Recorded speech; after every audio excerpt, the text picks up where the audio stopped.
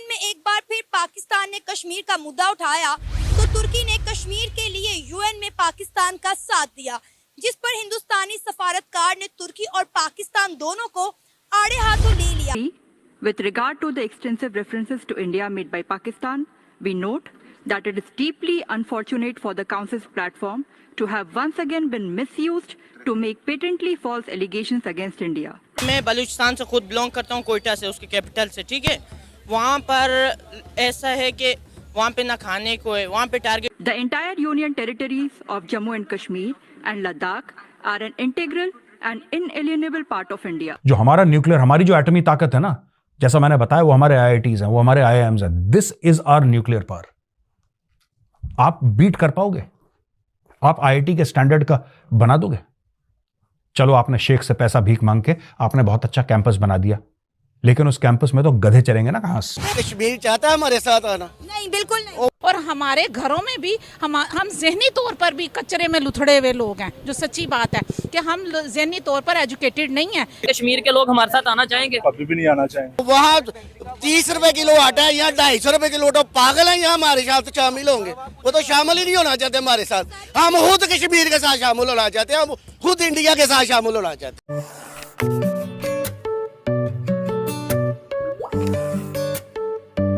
नमस्ते दोस्तों, जय हिंद। दोस्तों, 55 ह्यूमन राइट काउंसिल में पाकिस्तान ने फिर कश्मीर का मुद्दा उठाया और इसका साथ दिया तुर्की ने। भारत ने फिर पाकिस्तान और तुर्की को आड़े हाथों ले लिया। पाकिस्तान और तुर्की को उसकी औकात दिखाते हुए भारत की प्रथम सचिव अनुपमा सिंह ने कहा, जो देश यूएन द्वारा स्वीकृत आतंकवादियों को अपने यहाँ पनाह देता है और उसका जश्न भी मनाता है, उस देश का भारत के ऊपर टिप्पणी करना हर किसी के लिए विरोधाभास है। जम्मू कश्मीर पर पाकिस्तान के टिप्पणियों को समर्थन करने वाले तुर्की को भी कड़ी चेतावनी दी गई। भारत के प्रथम सचिव ने कहा, हमें इस मामले पर तुर्की के द्वारा दी गई टिप्पणी पर खेद है, जो भारत का आंतरिक मामला है। हमारे आंतरिक मामले पर टिप्पणी करने से तुर्की को बचना चाहिए। जम्मू कश्मीर और लद्दाख ये भारत का अभिन्न अंग है। दोस्तों, खुद पाकिस्तान में अल्पसंख्यक लोगों के घर सरेआम जला दिया जाता है, लोगों को मार दिया जाता है धर्म के नाम से, हिंदू लड़कियों को अगवा कर लिया जाता है और उन्हें धर्म परिवर्तन करने पर मजबूर किया जाता है, और बलोच लोगों को सरेआम पाकिस्तानी आर्मी द्वारा गोलियां मार दी जाती है। लेकिन वही पाकिस्तान भारत की अल्पसंख्यक लोगों की बहुत चिंता करता है। चलिए दोस्तों, आगे पाकिस्तानी लोगों को सुनते हैं। यूएन में एक बार फिर पाकिस्तान ने कश्मीर का मुद्दा उठाया तो तुर्की ने कश्मीर के लिए यूएन में पाकिस्तान का साथ दिया, जिस पर हिंदुस्तानी सफारतकार ने तुर्की और पाकिस्तान दोनों को आड़े हाथों ले लिया। पहले तो हिंदुस्तानी सफारतकार ने तुर्की को खरी खरी सुनाई कि तुर्की को कोई जरूरत नहीं है हिंदुस्तान के अंदरूनी मामलात पर दखल अंदाजी करने की और ना हक हिंदुस्तान पर तबसरे करने की। फिर उन्होंने पाकिस्तान को बताया कि जम्मू कश्मीर और लद्दाख जो है वो इंडिया का अटूट अंग है और ये इंडिया से बिलोंग करता है। अपने अल्फाज में मैंने जो बताया मैं वो बोलती हूँ। सर, यूएन में ना एक बार फिर पाकिस्तान ने कश्मीर का मुद्दा उठाया है और तुर्की ने पाकिस्तान का कश्मीर के मुद्दे पर साथ दिया है।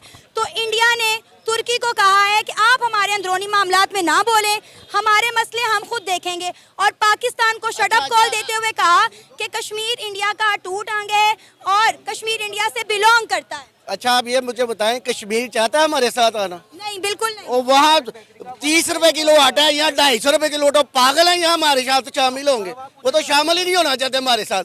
हम खुद कश्मीर के साथ शामिल होना चाहते हैं, हम खुद इंडिया के साथ शामिल होना चाहते हैं। अब बताएं, अब बोले, अब बोले। ये भी शातिर है, इन्हें भी डॉलर आ रहे हैं, ये भी इंडिया की तारीफ जानबूझ के कर रहे हैं। डॉलर लेके भिखारी भाई भेज रहे हैं। सुन लो, वो जुनू खिला रहे हैं ये।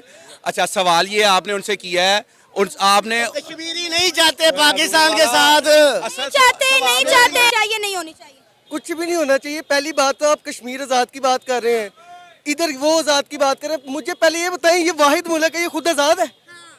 पाकिस्तान खुद आजाद नहीं है, हम कश्मीर की बातें करते हैं। मैं लानत ऐसे हुक्मरानों पे भेजता हूँ, यकीन करें, मैं अपना कमाता हूँ, अपना खाता हूँ।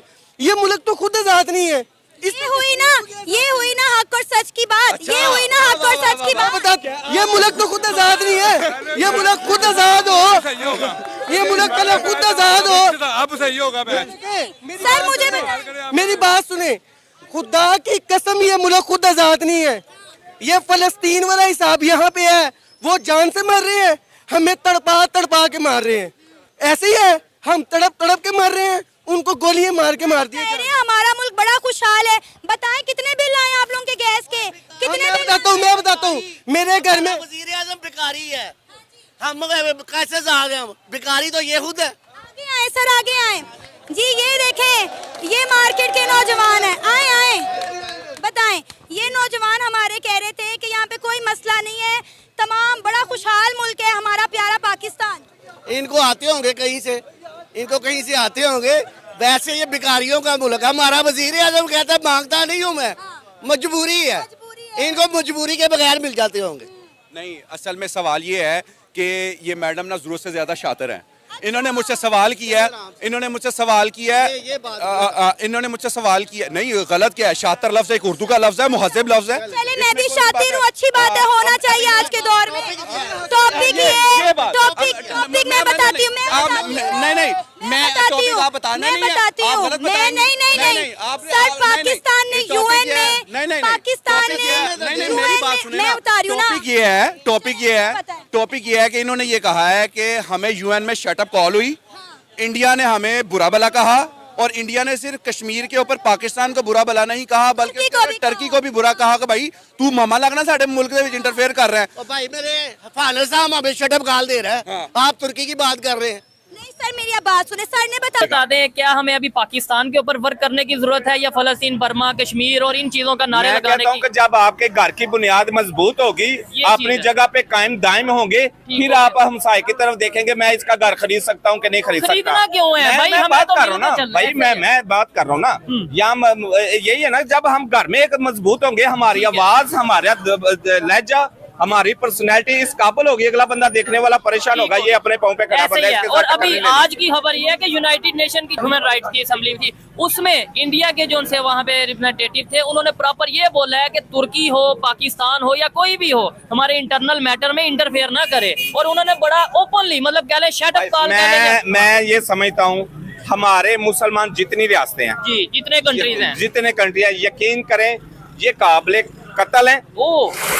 जिस तरह का जुल्म फलस्तीन में हो रहा है, ठीक हो गया, जिस तरह का जुल्म फलस्तीन में हो रहा है, मैं कहता हूँ ये पूरी दुनिया में आज तक ना हुआ है, ना शायद आगे हो। सर पाकिस्तान में क्या हो रहा है? मुझे अच्छा एक और चीज उन्होंने आगे से पता ये बोला, उन्होंने बोला आप अपने घर में देख ले क्या यहाँ पे ह्यूमन राइट की वायलेशन नहीं हो रही क्या? अभी इसके बाद मैं आपको ये मैं लाहौर में था, इछरा का जो वाकया पेश आया। भाई देखे, मैं एक बात करता हूँ, जब भी ऐसा कोई मसला होता है ना, ये सियासी जो प्रोपेगेंडे चलते हैं, 2018 में भी हुआ था ऐसे, क्या मरीम नवाज को नहीं था डाला, उसके कमरे में अपना छापा पड़ा और दरवाजा तोड़ा गया, और जो MNA MPs थे उनको ठुड्डे मारे गए, चपेड़े मारी गई, टिकटें वापस करवाई। क्या उस वक्त ह्यूमन राइट्स किधर थी?